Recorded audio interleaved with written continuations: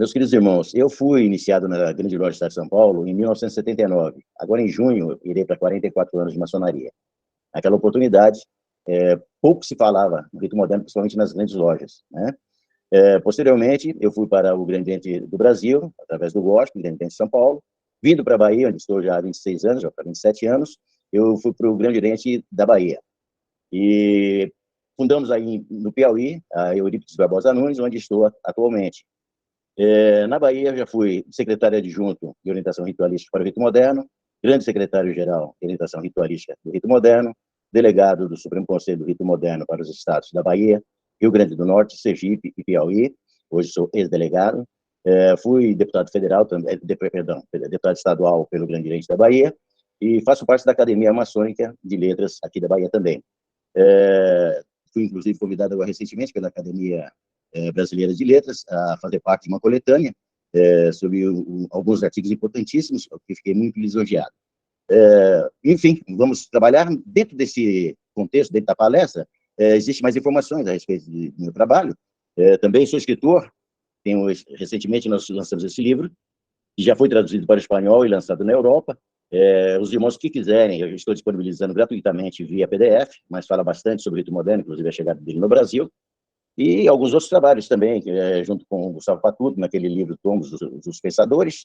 Eu participei no tomo 2, falando uma oportunidade sobre Karl Marx e a maçonaria como um todo, a liberdade de expressão. E também traduzo livros, como já traduzi o livro para o nosso irmão Vilauta, a palavra do maçom. Enfim, durante a nossa apresentação, alguma coisa que os irmãos quiserem fazer alguma pergunta, também estaremos à disposição. E como é uma palestra assim, que nós temos que falar muito, eu preferi escrever, em vez de colocar ilustrações, e só falar, para que os irmãos acompanhem a leitura, porque se em algum momento a internet falhar, os irmãos conseguirão acompanhar visualmente. E, ao final, as dúvidas que houverem, por favor, podem fazer para a gente. Se quiser também perguntar em particular, nosso irmão Marcos poderá anotar e depois a gente responde. Ok, meus irmãos? Alguma coisa a mais, meu querido irmão Marcos Vinícius? Então, meu irmão, esse livro, eu tenho ele em PDF. Ele está disponível em alguma plataforma para comprar e obtê-lo de forma física? Não, aí teria que falar diretamente comigo, porque nós fizemos uma gráfica aqui na Bahia e acredito que tenhamos poucos exemplares. Aí o irmão poderia falar comigo e eu falo com o Lázaro, que é o dono da gráfica, para ver o que ele tem disponibilidade e a gente resolve essa situação, com certeza. E o PDF, o irmão que quiser gratuitamente, o irmão Marcos pode passar para todos, inclusive essa palestra aqui também. Perfeito. Irmãos, só um parênteses aqui que eu esqueci de falar. Eu vou disponibilizar aqui no chat o link do nosso canal, o link das nossas redes sociais e também um grupo no WhatsApp. Eu vou disponibilizar, o irmão Wagner também pode estar disponibilizando e o Fernando, para os irmãos ingressarem, se desejarem participar das futuras palestras e ficarem sabendo quando irá ocorrer, tá ok? Mas, meu irmão, desejo uma ótima palestra aí e estamos ansiosos aí para ver. Tá? Muito obrigado, Kleber. É o contínuo. Eu que agradeço a todos, inclusive, pela presença e a paciência que terão comigo. Meus irmãos, o teólogo Fabrício Felic expõe que crença e fé têm relações e diferenças. É muito comum que cristãos vejam outras religiões como crenças e a religião cristã como fé. Desde muito cedo, na história do cristianismo, a crença foi ligada com a fé e, durante um bom tempo, foram consideradas sinônimas. Uma vez que uma das definições da palavra crença indica que ela é uma convicção profunda ou uma atitude de quem acredita em pessoa ou coisa, não foi difícil para a Idade Média pregar que para ser uma pessoa de fé era necessário que fosse convicto a respeito da doutrina que se era pregada no ambiente cristão. Com o advento da modernidade, porém, esse tipo de conceito muda significativamente. A crença, a partir principalmente do empirismo moderno, passa a ser considerada como disposição subjetiva a considerar algo certo ou verdadeiro, por força do hábito ou das impressões sensíveis. Tendo isso em mente, e como não é possível voltar ao passado, pensar a relação e as diferenças entre crença e fé em dias atuais se torna algo importante e até mesmo necessário. É comum, ao se abordar essa temática, pelo viés teológico, definir crença como algo que seria comum a todas as pessoas, mais ligada à ideia do acreditar em algo ou alguém, como pode ser concebido cotidianamente nas diversas relações familiares, institucionais, amorosas, etc. Uma vez que, em todos esses tipos de relacionamentos, está pressuposto o acreditar que aquele ou aquela em que se confia não nos trairá ou pagará nosso salário em dia. Esse sentido mais simples de acreditar, que envolve certa certeza do que acontecerá, seria o que hoje se define como uma crença. A fé, por outro lado, é definida como aquela que tem a ver com uma decisão fundamental de entregar o seu coração a alguém ou a alguma coisa, de maneira que não é algo que vem simplesmente pelo hábito, ou que deve ser crido cegamente, mas envolve também uma reflexão a respeito daquilo sobre o qual se deseja depositar essa fé. Nesse sentido, embora os conceitos estejam inteiramente interrelacionados, a diferença se mostra bastante substancial. Isso traz grandes consequências para a forma como abordamos as diversas fés que se colocam dentro do aspecto religioso. É muito comum que os cristãos vejam as outras religiões como crenças e a religião cristã como fé. E nisso é possível perceber que no uso dos termos está implícita certa noção de superioridade do cristianismo em relação às outras religiões. De certa forma, traz a ideia de que as outras religiões somente têm crenças e acreditam cegamente em algo, enquanto o cristianismo é a religião que possui a fé, e por isso a melhor de todas e a mais correta. Nada mais errôneo, até mesmo porque pode haver cristãos que somente têm uma crença cristã, assim como budistas que têm uma fé budista, e assim por diante. Acreditar em algo não gera a fé em algo, na perspectiva da teologia cristã. A fé sempre pressupõe uma decisão em liberdade para ela, e, portanto, nunca deve ser pensada como sendo algo adquirido pelo simples hábito. Estar cercado por pessoas de fé não nos tornam pessoas de fé. Essa fé, como entendida no cristianismo, vem por meio de um encontro com uma pessoa que, conforme cremos, é o crucificado que foi ressuscitado. Por ser um encontro, a fé não deve ser pensada de maneira fechada e nunca deve ser encarada como convicção cega. Fé pressupõe esperança, e somente nesse pano de fundo é capaz de se desenvolver uma fé que se diz cristã. Entendendo crença e fé com essas diferenças, não é difícil inferir que se pode tanto ser uma pessoa de crença como uma pessoa de fé.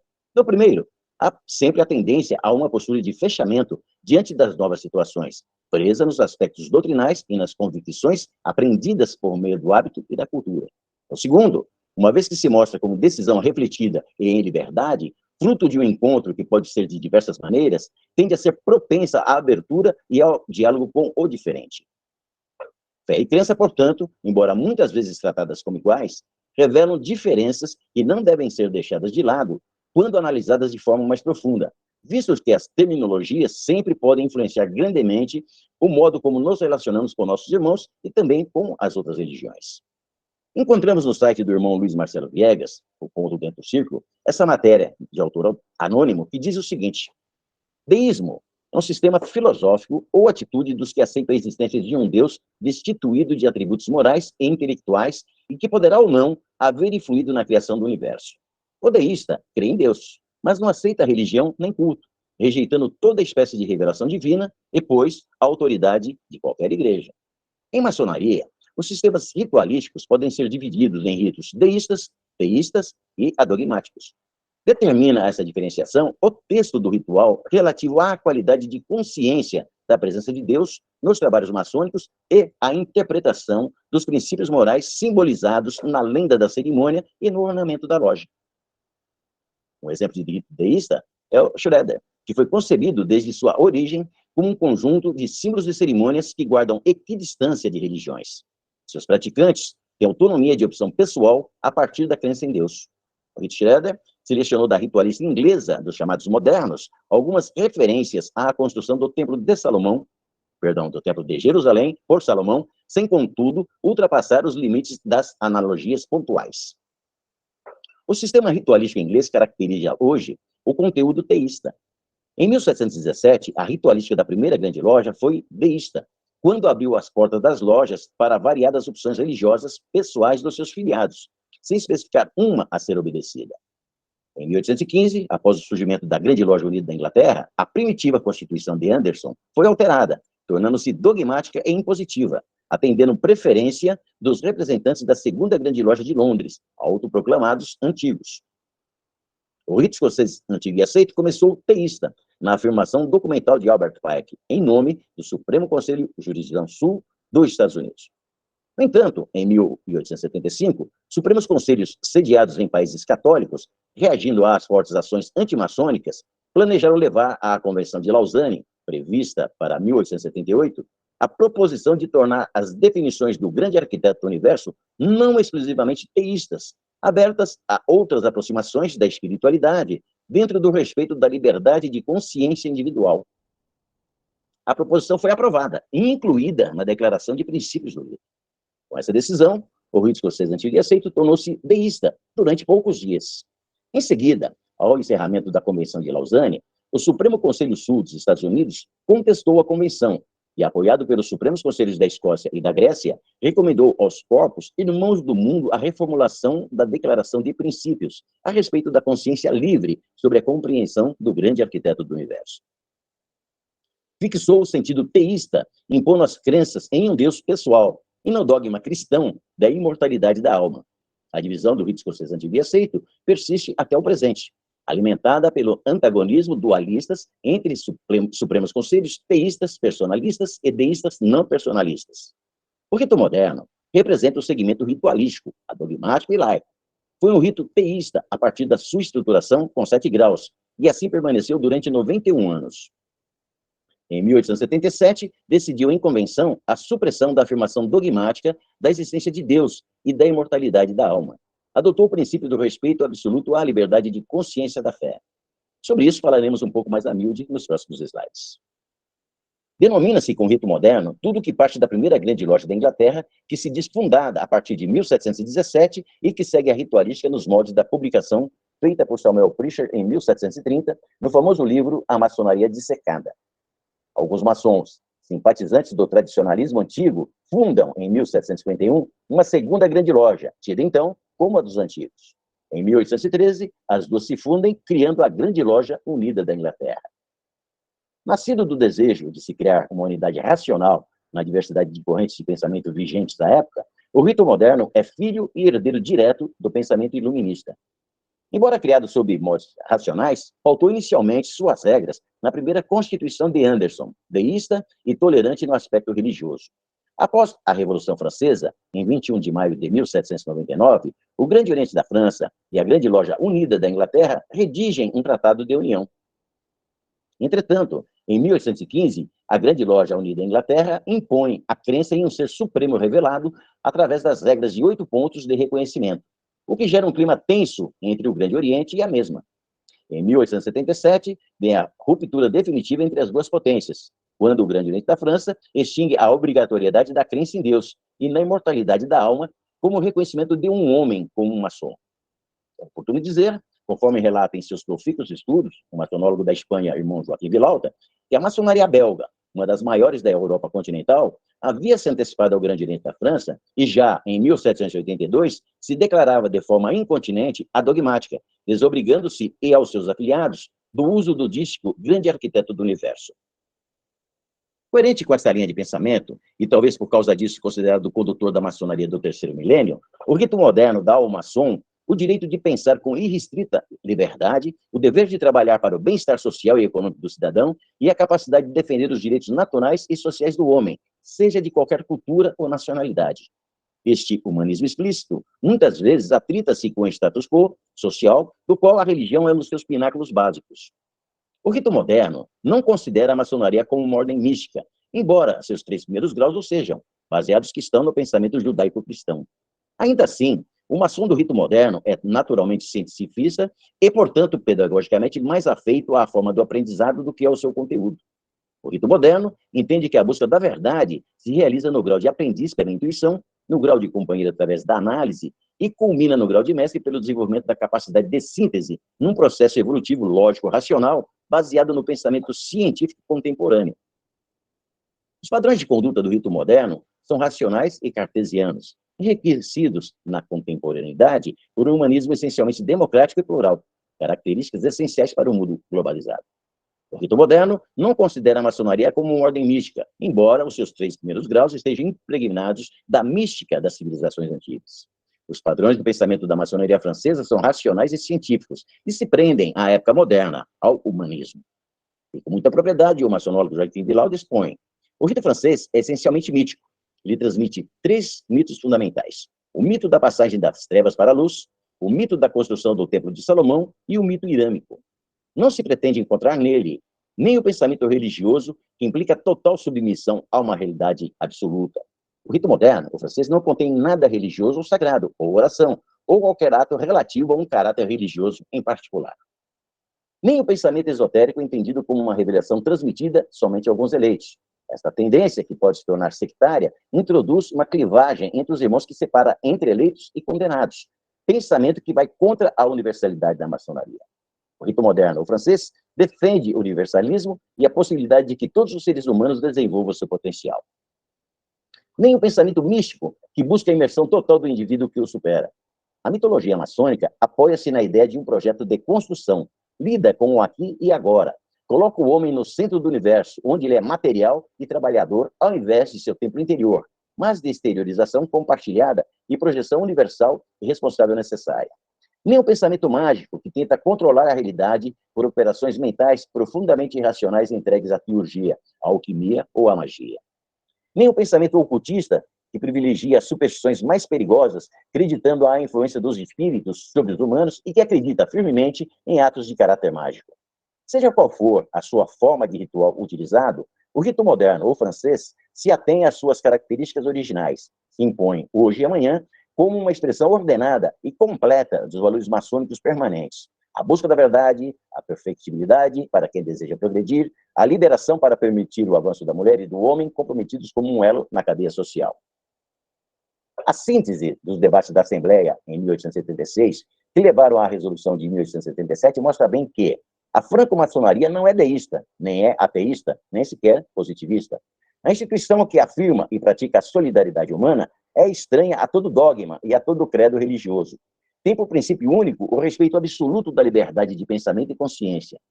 Nenhum homem inteligente e honesto poderá dizer seriamente que o Grande Oriente de França quis banir de suas lojas a crença em Deus e na imortalidade da alma, quando, ao contrário, em nome da liberdade absoluta de consciência, declara solenemente respeitar as convicções, as doutrinas e as crenças de seus membros. O rito moderno mantém-se tolerantemente imparcial, ou melhor, respeitosamente neutro quanto à exigência para os seus adeptos da crença específica em um Deus revelado, ou ente supremo, bem como da categórica aceitação existencial de uma vida futura. Nunca por contestante ateísmo materialístico, mas unicamente pelo respeito incondicional ao modo de pensar de cada irmão ou postulante. Demonstra apenas a evolução das crenças, estimulando os seus seguidores ao uso da razão para formar a sua própria opinião. Propõe ensinar que a ideia de Deus resulta da consciência e que as exteriorizações de seu culto não passam de um sentimento íntimo que se pode traduzir das mais diversas maneiras. A excelente exposição do nosso irmão Mano Lima, Walter Celso de Lima, autor de várias obras maçônicas, nós temos que teísmo é a doutrina religiosa e filosófica caracterizada por afirmar a existência de Deus, de caráter pessoal e transcendente, soberano do universo e principalmente em intercâmbio constante com a criatura humana. Trata-se de Deus revelado. A palavra vem do grego theos, Deus, divindade, mais ismo. É comum às religiões monoteístas, porém, pode se aplicar também às politeístas. Em todas as religiões politeístas, há sempre um Deus criador. Deísmo é a doutrina que considera a razão como única via capaz de assegurar a existência de Deus, rejeitando para tal fim o ensinamento transcendental, a revelação ou a prática de qualquer religião organizada. Não nega a possível existência de Deus criador. A palavra vem do francês deísme. O deísmo difundiu-se principalmente entre os filósofos enciclopedistas e foi o precursor do ateísmo moderno.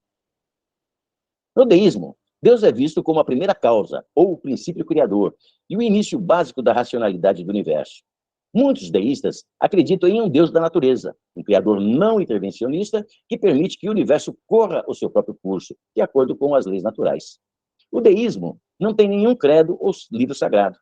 O inferno não existe, é apenas um símbolo do mal que pode ser superado pelo raciocínio do próprio homem. Ateísmo é a doutrina ou atitude que nega categórica, peremptória e definitivamente a existência de Deus, asseverando a inconsistência de qualquer saber ou sentimento religioso, seja aquele calcado na fé ou revelação, seja o que se propõe a alcançar a divindade numa perspectiva racional ou argumentativa.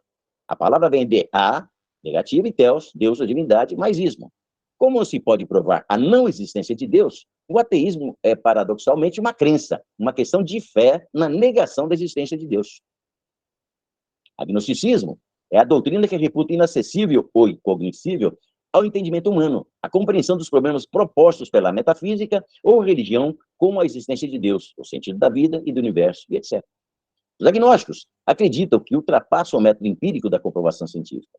O agnóstico não está preocupado com Deus. Agnosticismo é um termo criado por Thomas Huxley, calcado no grego agnoia, que significa ignorante. Gnosticismo é um movimento religioso de caráter sincrético e esotérico, desenvolvido nos primeiros séculos da era cristã à margem do cristianismo institucionalizado, combinando misticismo e especulação filosófica. A é a negação do gnosticismo, agnosticismo. Thomas foi um biólogo inglês especializado em anatomia comparada. Nasceu em 1825 em Ealing, Middlesex, e faleceu em 1895 em Ashbourne, Sussex. Foi presidente da The Royal Society. O inglês é perfeito. Criou o termo agnosticismo em 1889 para diferenciar de ateísmo, e enquadrar a natureza das reivindicações dos cientistas sobre o que é cognoscível e sobre o que não é. Huxley escreveu: o agnosticismo, de fato, não é um credo, mas um método, cuja essência reside na aplicação rigorosa de um único princípio, o axioma fundamental da ciência moderna. Em questões intelectuais, siga sua razão e com isso levará, sem levar em conta qualquer outra consideração. Em questões intelectuais, não pretenda que as conclusões sejam certas, se não são demonstradas ou demonstráveis. Huxley estava preocupado em apartar e dissociar a ciência das religiões e de Deus. Recentemente, dividiu-se o agnosticismo em alguns tipos, expostos a seguir. Ateísmo agnóstico. Não crê na existência de nenhuma divindade, porém, não afirma saber que existe alguma divindade ou não. Teísmo agnóstico. Não afirma conhecer a existência de uma divindade, porém, ainda assim crê nela. Definição conflitante para mim, pois teísmo significa um Deus revelado em contato contínuo com o homem. Agnosticismo apático ou pragmático. Não há evidência da existência ou inexistência de Deus. Porém, qualquer divindade que possa existir parece indiferente ao universo ou ao bem-estar de seus habitantes. A pergunta é essencialmente acadêmica. Portanto, sua existência tem pouco ou nenhum impacto sobre os assuntos humanos. Agnosticismo forte, também chamado de agnosticismo estrito, fechado ou permanente. A questão da existência ou inexistência de Deus ou deuses e a natureza última da realidade são incognoscíveis devido à incapacidade natural de provar ou não provar a existência de Deus ou deuses. Agnosticismo fraco, também chamado agnosticismo empírico, aberto ou temporário. A existência ou inexistência de qualquer divindade está atualmente além do conhecimento humano, mas não é necessariamente incognoscível. Portanto, suspenderá a prova até que a prova, se existir, esteja disponível. Há outros conceitos importantes a serem definidos em seguida, como o panteísmo, que é a crença de que tudo, matéria e todos seres compõem um Deus abrangente e imanente. Isto é, todo o universo e toda a natureza e Deus são idênticos. Os panteístas, portanto, não acreditam no Deus criador. A palavra panteísmo é derivada do grego tal, pan, que significa tudo, e theos, que significa Deus ou divino.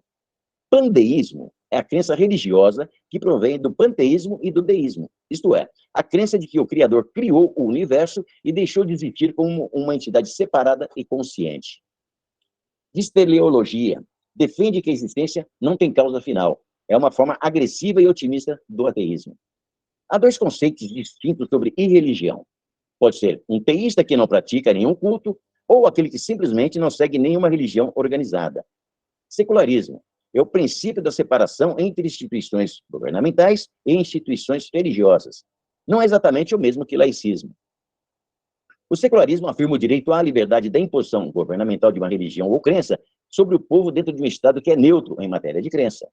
Laicismo é aquilo que é independente do clero, da igreja, de qualquer igreja, e da religião, de qualquer religião. Em sentido mais amplo, aquilo que é independente de qualquer confissão religiosa.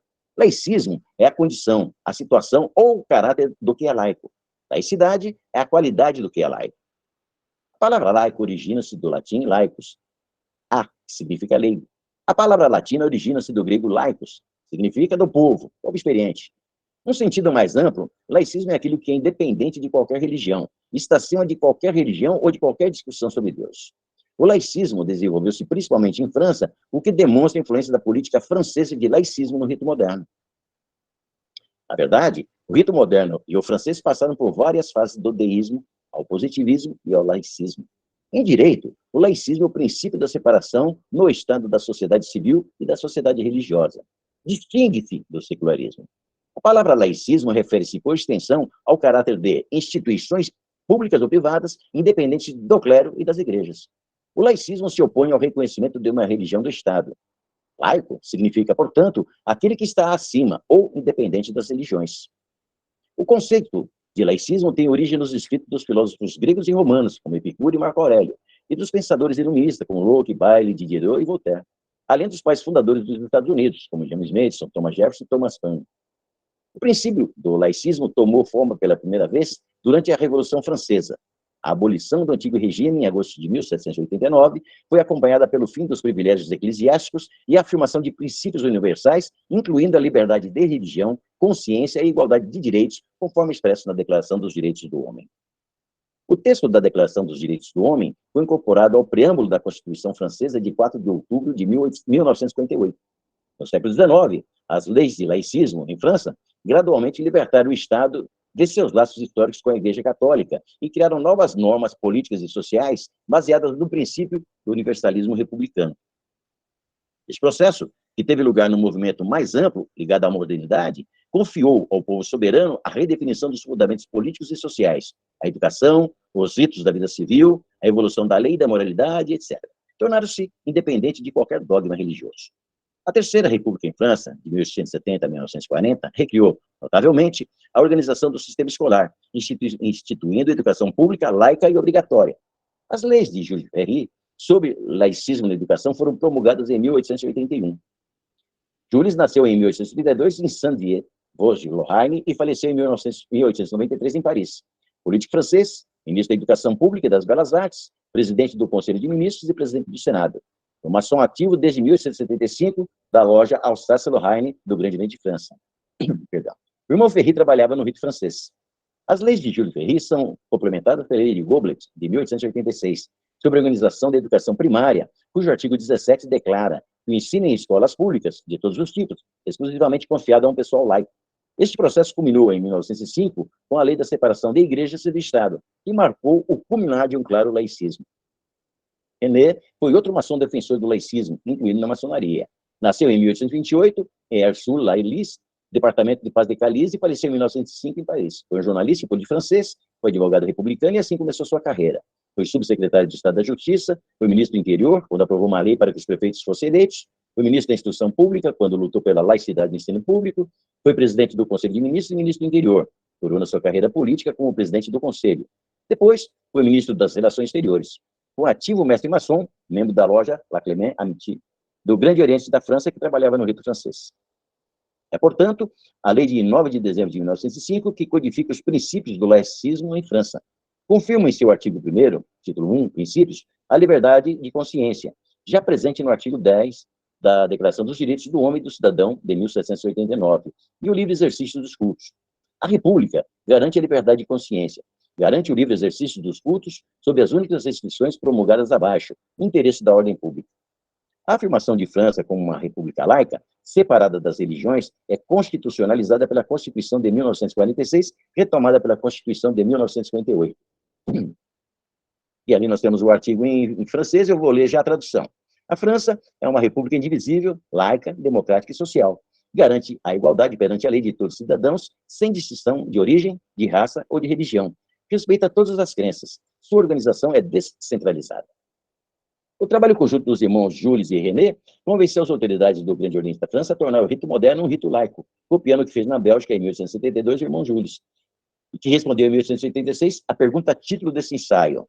Já vou direto para a tradução. O rito francês é laico e não agnóstico. Os conceitos de laico e agnóstico são mutuamente excludentes. Isto é, se é laico, não há nenhuma discussão sobre Deus ou religião. Se é agnóstico, discute-se que Deus é incognoscível ao entendimento humano. Dogma é um ponto fundamental e indiscutível de uma doutrina religiosa. Dogmatismo, doutrina que afirma a existência de verdade certa e que se pode provar. Adogmatismo, orientação filosófica que se opõe às doutrinas formalmente estabelecidas. Adogmático.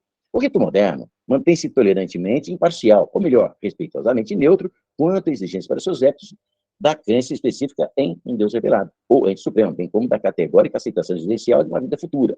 Nunca por constante ateísmo materialístico, mas unicamente pelo respeito incondicional ao modo de pensar de cada irmão postulante. Demonstra apenas a evolução das crenças, estimulando seus seguidores ao uso da razão para formar sua própria opinião. Procura ensinar que a ideia de Deus resulta da consciência e que a exteriorização do seu culto não passa de um sentimento útil, íntimo, que se pode traduzir de várias maneiras. Indica como dever aos maçons o aperfeiçoamento pela análise de todas as ideias liberais, igualitárias e generosas, a elevação do espírito à concepção de uma incessante orientação progressista, e a plena conscientização do papel coletivo que deve desempenhar na Terra o homem permanente e impessoal, de que a ordem maçônica é a personificação. Em 1877, a Assembleia Geral do Grande Oriente de França decidiu suprimir o preceito até então proclamado como um princípio fundamental da maçonaria, a crença em Deus e a imortalidade da alma. A supressão vitoriosa obrigou o Grande Colégio dos Ritos a reformular os rituais, que só ocorreu em 1886, porque foram muitas as resistências a vencer. A supressão daquele princípio fundamental produziu o abandono da fórmula, a glória do grande arquiteto do universo, bem como a retirada da Bíblia do altar dos juramentos. A Constituição do Grande Oriente de França, após a reforma de 1877, estabelece em seu artigo 1º, depois de definir os objetivos e princípios da instituição, a franco-maçonaria, considerando que as concepções metafísicas são do domínio exclusivo da apreciação individual de seus membros, recusa-se a qualquer afirmação dogmática. Em homenagem ao Grande Oriente de França, convém deixar bem claros os motivos por que ela operou essa reforma. Sua atitude não traduziu, como poderia parecer, relação aos sílabos, o Código de Intolerância do Papa Pio IX, decretado em dezembro de 1864. O Grande Oriente não passou da posição deísta para a posição ateia, absolutamente. Não se impunha ateísmo a ninguém. O voto número 9, em virtude do qual a Assembleia suprimiu aquela afirmação dogmática de crença em Deus e na imortalidade da alma, tem a sua genuína interpretação nos boletins do Grande Oriente de França nos anos de 1876 e 87, onde se lê, a página 373, só a má-fé pode assimilar a supressão que se pretende a uma negação da existência de Deus e da mortalidade da alma. Pleiteamos, sim, como bases exclusivas da franco-maçonaria, a solidariedade humana e a liberdade de consciência, mas essas bases comportam a crença em Deus e em uma alma imortal, tanto quanto autorizam o materialismo, o positivismo ou qualquer outra doutrina filosófica. Em matéria de fé, ela não afirma nem nega. Ela respeita, de modo igual, todas as convicções, doutrinas e crenças sinceras. Assim, as portas de nossos tempos se abrem diante do protestante, bem como diante do católico, diante do muçulmano, como diante do cristão, diante do ateu, como diante do deísta, desde que sejam homens de bem. Nenhum homem inteligente e honesto poderá dizer seriamente que o Grande Oriente de França quis banir suas lojas da crença em Deus e na mortalidade da alma, quando, ao contrário, em nome da liberdade absoluta de consciência, ele declara solenemente respeitar as convicções, as doutrinas e as crenças de seus membros. Nós não afirmamos nem negamos nenhum dogma, para nos mantermos fiéis aos nossos princípios e à prática da solidariedade humana. Se convém aos grandes orientes estrangeiros nos caluniar, deturpando nossos pensamentos e desnaturando nossos sentimentos, que o façam. São livres. Em 1877, quando a Assembleia ainda debatia o assunto, proclamava-se, na página 243 do boletim, deixemos aos teólogos o cuidado de discutir os dogmas. Deixemos às igrejas totalitárias o cuidado de formular os sílabos. Mas que a maçonaria se torne o que deve ser. Uma instituição aberta ao progresso, a todas as ideias morais e elevadas, a todas as aspirações largas e liberais. Que ela não desça jamais a arena ardente das discussões teológicas, que não tem trazido senão dissensões e perseguições. Que ela se guarde de querer ser uma igreja, um concílio, um sínodo, porque todas as igrejas, concílios e sínodos têm sido violentos e perseguidores, porque o dogma é, por sua natureza, inquisidor e intolerante. Que a maçonaria pare, pois, majestosamente, acima de todas as questões de igrejas ou de seitas, que ela sobreleve do alto todas essas discussões, que ela se torne o vasto abrigo sempre aberto a todos os espíritos generosos e bravos, a todos os perquiridores conscienciosos e desinteressados da verdade, a todas as vítimas, enfim, do despotismo e da intolerância. A moção que adotou o voto número 9, supressivo, consta finalmente as folhas 248 do boletim de 1977, dizendo o seguinte: a Assembleia, considerando que a franco-maçonaria não é uma religião, não pode, por consequência, afirmar em suas constituições doutrinas ou dogmas.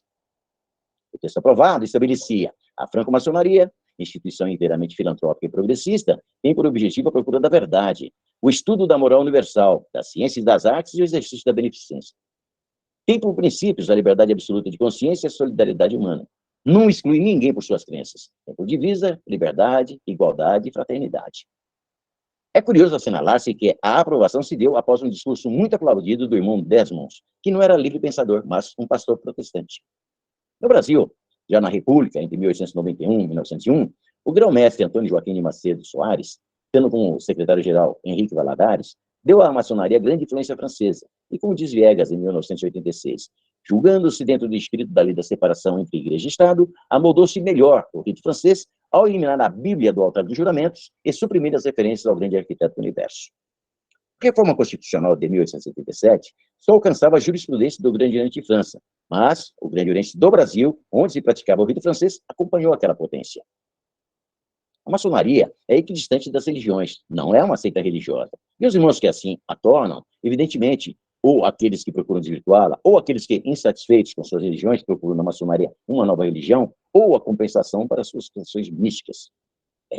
E é baseado na equidistância perante as religiões que o rito moderno não adota a existência da Bíblia no triângulo de compromissos, ou altar de juramentos para os outros ritos. Os defensores da colocação da Bíblia alegam que deve haver um livro da lei revelada. A Bíblia só passou a ser adotada em algumas lojas a partir de 1740. Antes disso, Anderson e os demais maçons aceitavam a obrigação do livro da lei maçônica, lei moral. Acrescente-se ainda que existem religiões, tais como a Umbanda, o Candomblé, a Pagelança e outras, com diversos adeptos entre nós que não possuem um livro da lei revelada, cuja tradição é oral. Perguntamos que livro religioso se colocaria na presença de tais irmãos. Nosso livro da lei são os princípios da sublime ordem, quando muito, as constituições das potências às quais pertencem à loja, onde constam tais princípios. As constituições de Anderson, em sua redação original, que deu origem à institucionalização da moderna maçonaria, foi muito usada pelo mundo afora. No entanto, merece consideração que diz a respeito dessas constituições nosso irmão Ken Ismael, a seguir. Diz Kênio, outro dia, estava na instalação e posse de um venerável mestre em Oriente de outro estado, em que não reside. Fui surpreendido com algumas passagens da cerimônia, em especial no compromisso assumido. Uma das perguntas feitas ao empossando solicitava o compromisso de seguir estritamente a Constituição de Anderson e a Constituição daquela obediência. Tamanho é o fascínio dos maçons brasileiros para a grande loja unida da Inglaterra, que até mesmo uma obediência, que não tem atualmente o reconhecimento da mesma, estava solicitando a um venerável mestre que seguisse uma Constituição que supostamente é de outra obediência. Pode um irmão seguir duas constituições distintas, de duas obediências distintas? Cada obediência não é soberana? Será que não há nada em uma Constituição que é incompatível com a outra? Quem escreveu essa cerimônia já leu alguma vez a Constituição de Anderson? Sabe o que ela diz? E o mais importante, sabe que a Constituição de Anderson não é mais utilizada pela grande loja unida da Inglaterra há mais de 250 anos? Que não tem valor prático, apenas histórico? Uma simples leitura da Constituição de Anderson deixa qualquer maçom sério envergonhado. Seu primeiro capítulo é dedicado a apresentar uma genealogia maçônica, indicando Adão como o primeiro maçom, com vários pontos fantasiosos, passando por Augusto César, tido como um grão-mestre até chegar aos reis ingleses. Então diz que a rainha Elizabeth desestimulou a maçonaria por ser mulher, e, portanto, não podia ser maçom. Mas então, o rei James VI, sendo maçom, reanimou a maçonaria. E então, a maçonaria tem sido governada pelos reis e príncipes ingleses desde então. E essa história, então, repetida de forma resumida na música do mestre. Fica evidente que não foi à toa que Zé Goulier escolheu James Anderson para escrevê-la. Anderson era conhecido por fazer bicos, criando genealogias míticas, para não ser falsas, para famílias inglesas que desejavam um upgrade em seus históricos. Sua constituição maçônica é considerada uma mistura de compilação e fantasia, invenção e manipulação, clareza e ambiguidade e, de fato, de erro. Ainda, há alguns pontos da Constituição de Anderson que, entre outros, podemos apontar como conflitantes com os regulamentos maçônicos brasileiros atuais, de modo geral. Ou seja, 1. A exigência de que o candidato descenda de pais honestos. 2. O grão-mestre escolhe e nomeia seu grão-mestre adjunto. 3. Nenhuma loja jamais iniciará qualquer homem abaixo de 25 anos de idade. 4. Nenhum homem poderá ser iniciado sem o consentimento unânime de todos os membros da loja. Nesse sentido, como pode um maçom seguir a Constituição de Anderson e seguir a Constituição de sua obediência sem desrespeitar uma ou outra? Acaba que, por elementos contraditórios, o compromisso assumido torna-se vazio, sem valor. Fruto de uma desinformada veneração à grande loja unida da Inglaterra, até mesmo por aqueles que não têm sido reconhecidos por ela. Fica a reflexão. Isso dito pelo nosso irmão Ken Ismael. Uso da Bíblia em lojas do golpe praticantes do rito moderno. Em 1969, houve a decisão final adotada pelo muito poderoso e sublime capítulo do rito moderno, hoje SCRM, Sublime Conselho do Rito Moderno, e nós iremos instruir na página do Ritual de 2009, nas páginas 17 e 23, ou o Boletim do Grande Oriente do Brasil, número 8, do ano de 98, agosto e setembro de 1969, nas páginas 61 e 63. Não vou ler isso aqui, os irmãos, depois de acesso a essa palestra, podem fazer a leitura. É um boletim onde faz a informação do que iremos a seguir. Decisão sobre o uso da Bíblia. Vale do Lavradio, 15 de setembro de 1969, dera vulgar. Soberano grão-mestre, levamos ao conhecimento do poderoso irmão que o muito poderoso e sublime grande capítulo do rito moderno para o Brasil, em sessão realizada aos 8 dias do mês de setembro do ano de 5.969 da verdadeira luz, tomando conhecimento da comunicação verbal formulada pelo grão-mestrado ao propósito das preocupações da potência simbólica no que tange à colocação do livro da lei, especificamente a Bíblia, como uma das alfaias das lojas simbólicas. Houve por bem tomar a resolução anexa a esse. Seja-nos lícito enfocar a posição desta oficina, que jamais abdicou ou abdicará de suas prerrogativas, mas somente se permitiu examinar o aspecto material da questão no pertinente às conveniências internacionais. Ademais disso, esta potência centenária regular não poderia se furtar ao exame da matéria, porém, dentro do prisma em que foi equacionada, até porque é de sua tipicidade apreciar e discutir problemas que interessem à ordem dentro do campo amplo do filosofismo. Esperando ter dado mais uma contribuição para o simbolismo, sem quaisquer laivos de ingerência, aproveitamos o ensejo para enviarmos o nosso triplo abraço fraternal ao querido e poderoso irmão. Atenção às saudações, Henrique Cândido Camargo, grande inspetor. Aí vem o texto. Trata a presente convocação de sessão especial para tomar conhecimento da comunicação formulada pelo Grão-Mestre-Geral da Ordem, potência simbólica, através do comparecimento do poderoso irmão Carlos Keidel, passado para o Oriente Eterno, para nos dar conta das preocupações da potência simbólica no que tange a colocação do livro da lei, especificamente a Bíblia, como um dos seus alfaias da loja simbólica.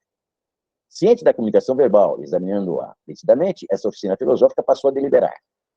Considerando que é da competência da potência simbólica, a administração dos graus simbólicos, na forma do artigo 154 da Constituição do Grande Oriente do Brasil, considerando que a potência simbólica exerce na mais completa independência essa administração, abrangendo toda a jurisdição nacional, considerando que o simbolismo está prenhe de atos e fatos consignados no Velho Testamento, considerando, entretanto, que a história da maçonaria, na sua parte esotérica, é por vezes tumultuada pela ficção, decorrendo da deturpação de seus conceitos, considerando, todavia, que a parte esotérica não admite sequer, ainda que remotamente, dogmas ou cismas dentro da instituição, considerando o quê? No que tange a colocação da Bíblia, no altar dos juramentos ou altar dos compromissos, tem ocasionado sérias controvérsias, haja vista a interpelação formulada pela Grande Loja do Uruguai ao propósito da imposição inglesa. Considerando ainda que a loja-mãe adota para os seus trabalhos, não a Bíblia, em seu contexto integral, mas apenas o Pentateuco, isto é, os 5 primeiros livros do Velho Testamento, que são Gênesis, Êxodo, Levítico, Números e Deuteronômio, e considerando, por outro lado, que, segundo as marcas ou leis tradicional de Albert Mackey, no item 21º, o livro da lei não há de ser necessariamente a Bíblia, mas sim o volume que, segundo a religião do país, se crê que contém a revelada vontade do grande arquiteto do universo. Considerando que, de acordo com o mesmo item, Mackey afirma que a maçonaria não há de se intrometer na consciência religiosa de seus membros, exceto no que corresponde à crença em Deus e na imortalidade da alma, que logicamente se derivam daquela. Considerando, por outro lado, que para o ingresso na ordem exige-se, sem nenhum outro condicionamento, que o profano seja homem livre e de bons costumes. Considerando ainda que a gênese das expressões ateu estúpido e libertino irreligioso, consignadas no artigo 1º dos antigos deveres, teve origem em fatos religiosos e políticas decorrentes do escândalo provocado por Duque Philip de Wharton, presidente do Hellfire Club, eleito grão-mestre da Grande Loja da Inglaterra, como se pode constatar em La Charte, em Connu de la Franque Maçonaria Chrétienne, de Alec Melon, páginas 237. Considerando mais que a Bíblia é um símbolo sagrado, que, entretanto, a nenhum maçom se lhe exige a crença exclusiva de seus ensinamentos e que se pode substituí-la por outros livros igualmente sagrados, considerando que o rito moderno não é deísta, nem teísta, por não admitir dogmas, porém, não é antideísta, nem antiteísta, não sendo, obviamente, positivista e muito menos ateu, considerando que o rito moderno não é necessariamente agnóstico, mas sua posição se situa dentro da prudente neutralidade que deve viger, isto pela sua própria Constituição, pois respeita à liberdade de consciência de todos que para ele acorrem. Considerando ainda que o rito moderno, pela sua indestrutível flexibilidade, é o que pode concentrar toda a gama estrutural concebida por Anderson, quando no artigo 1º da sua Constituição, em Fine, assim se pronunciou. De sorte que a maçonaria é o centro de união e o meio de conciliar verdadeira fraternidade entre pessoas que teriam permanecido perpetuamente distanciadas. Afirmação tanto mais oportuna, quanto é certo que, na atual conjuntura, os conceitos hão de ser reformulados face ao dinamismo tecnológico do mundo moderno. Considerando que não se deve confundir sentimento religioso com religião, eis que essa se calca em dogmas e aquela nada mais é do que um bem da inteligência humana, considerando que é um grande erro assinalar-se abusivamente a natureza religiosa da ordem e confundir teologia com filosofia, dogma e pensamento de livre escolha, considerando que a oficina-chefe do rito compete à fiscalização da observância da liturgia da ritualística, considerando que o livro da lei faz parte integrante das luzes da loja, ao lado do esquadro e do compasso, considerando por derradeiro que essa oficina filosófica cuida única e exclusivamente dos graus filosóficos, resolve, ao tomar conhecimento da comunicação do grão-mestrado, através da palavra do ilustríssimo grande secretário das Relações Exteriores, nos termos da qual sobrelevam-se as conveniências internacionais do Reino Unido do Brasil, e não obstante os consideramos acima mencionados, declarar a competência da potência simbólica para adotar a resolução que harmonize a doutrina maçônica com o espírito e a forma de seus compromissos externos, no tocante à definição da Bíblia como livro da lei para o Brasil. Dentro dos capítulos, aos 8 dias do mês de setembro, do ano de 5.969, da verdadeira luz, Henrique Cândido Camargo, grande inspetor, e Samuel da Rocha Fonseca, grande secretário. Bom, meus queridos irmãos, conforme diz nosso irmão Eleutério, não me considero detentor de nenhuma verdade especial, mas aprendi que definições metafísicas, ou detalhes sobre o além, não são abordados pela maçonaria, mas sim deixados ao foro íntimo de cada maçom. A maçonaria exige a crença em um princípio criador, sobre o qual não desenvolve doutrina, deixando que cada maçom interprete segundo sua religião pessoal. Assim sendo, nenhum maçom deve apresentar suas concepções metafísicas pessoais como se fosse ensino maçônico. Dessa forma, encerramos o tema para essa ocasião, colocando-me à disposição para, junto dos irmãos, buscar novos horizontes, no sentido que se traga mais luzes que equacionem os entendimentos dos dirigentes das consciências detentoras de poder estatal, de forma a privilegiar a todos. Um grande tríplice abraço fraternal de todos vocês. Esse irmão que nos fala, Cleber Tomaziano, mestre instalado, defensor perpétuo do rito moderno e membro da Academia Maçônica de Letras e Artes da Bahia. Muito obrigado, meu irmão Marcos Venetian, e a todos os queridos irmãos que estiverem presentes conosco aqui.